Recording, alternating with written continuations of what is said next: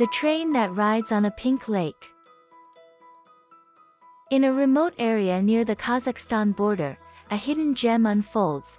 A secluded body of water undergoes a mesmerizing transformation, and a train glides gracefully across its surface, creating a captivating spectacle.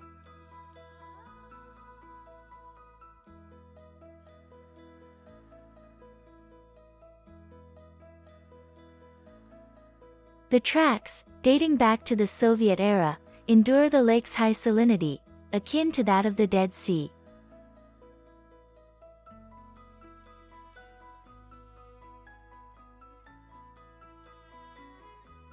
But why is the train here? It's here to collect salt from the lake, utilizing specialized tools.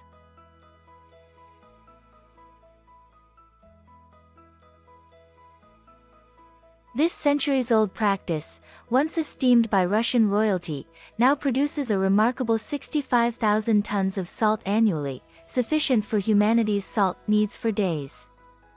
Lake Berlinskoye, with its stunning transformation due to a surge in tiny Artemia salina brine shrimp, is an exceptional blend of nature and industry, emphasizing the importance of its preservation.